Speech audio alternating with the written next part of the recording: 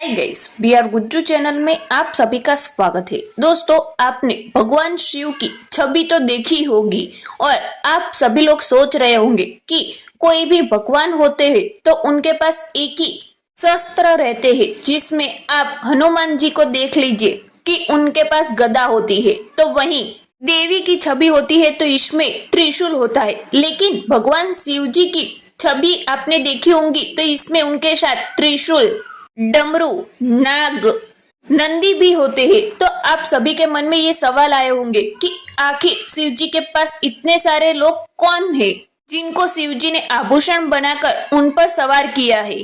शिव जी की छवि अंदर ही एक रहस्यमय से भरी हुई है। आपको बता दें कि शिव जब प्रकट हुए थे तो उन्हीं के साथ अलग अलग घटनाओं के साथ ये शिव जी से जुड़ गए थे। तो इसमें सबसे पहले हम त्रिशूल की बात करें तो भगवान शिव ने त्रिशूल तब धारण किया जब त्रिपुरासुर का वध और अर्जुन का मान भंग, ये दो ऐसी घटनाएं हैं जहां शिव जी ने अपनी धनुर्विद्या का प्रदर्शन किया था। जबकि त्रिशूल का प्रयोग शिव जी ने कई बार किया है। त्रिशूल से शिव जी ने शंखचूर का वध किया था, इसी से गणेश जी का सिर काटा था और वाराह अवतार में मोह के जाल में फंसे विष्णु जी का मोह भंग कर वैकुंठ जाने के लिए भी विवेश किया था। इसी के साथ माना जा रहा है कि सृष्टि के आरंभ में ब्रह्मानंद से जब शिव प्रकट हुए थे तो साथ ही रज, तम, सत, यही तीनों गुण लेकर वो प्रकट हुए थे। यही तीनों गुण शिव जी के तीन शूल यानी त्रिशूल बने हैं, इसीलिए उन्होंने हाथ में त्रिशूल रखा है। इसी के साथ शिव जी के डमरू की कहानी की बात की जाए तो शिव जी का नटराज रूप ठीक इसके विपरीत है। ये प्रसन्न होते हैं तो डांस करते हैं। इस समय शिव के हाथों में एक वाद्य यंत्र होता है जो उसकी डमरू है। इसी के साथ भगवान शिव जी के हाथों में डमरू आने की कहानी बड़ी ही रोचक है। इनके अंदर ही बहुत ही कहानी छिपी हुई है। सृष्टि के आरंभ में जब देवी सरस्वती जी प्रकट हुई थी तब देवी ने अपनी वीणा के स्वर से सृष्टि में ध्वनि जो पैदा की थी, ये ध्वनि शुद्ध और संगीत विहीन लग रहा था। उस समय भगवान शिव जी ने ये नृत्य करते हुए 14 बार डमरू बजाया था और इसी ध्वनि से व्याकरण और संगीत के द्वंद ताल का जन्म हुआ था। कहते हैं कि डमरू ब्रह्मा का स्वरूप है जो दूर से विस्तृत नजर आता है। ये त्रिशूल और डमरू की बात हुई। अब बात करते हैं उनके नाग की। तो भगवान शिव के साथ हमेशा नाग होता है। इस नाग का नाम है वासुकी जी।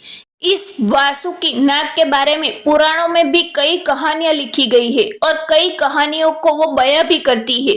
यही वो है जिन्होंने नागलोक पर शासन किया है। समुद्र मंथन के समय इन्होंने रस्सी का काम किया था जिससे सागर को मथा गया था। इसी के साथ कहते हैं कि वासुकी जी नाग शिव के परम भक्त थे।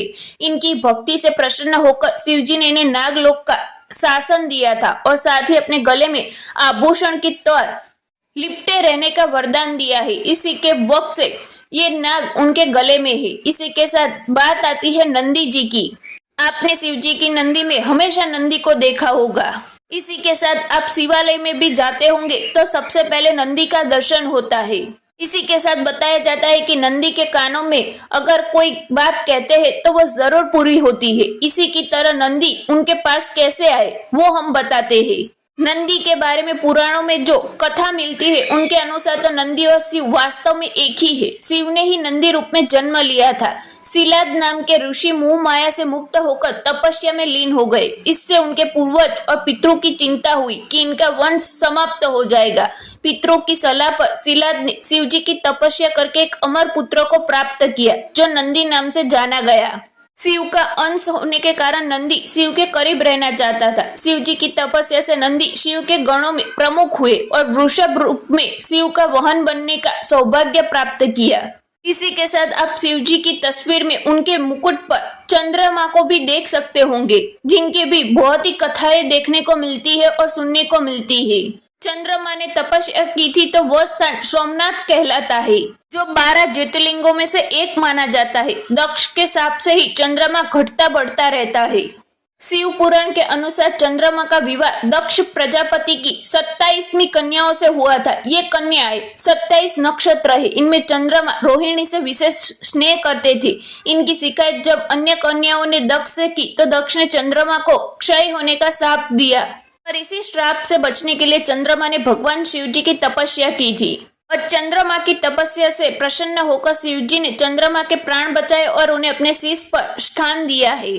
शिवजी की छवि बहुत ही अद्भुत और निराली है। उन्होंने अपने आप में बहुत कुछ समाया रखा है और हाल में शिवजी को बहुत ही पूजा जाता है।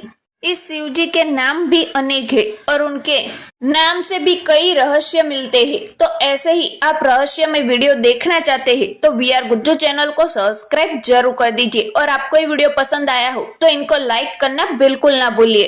तो चलिए मिलते हैं अगले वीडियो में एक नई कहानी के साथ।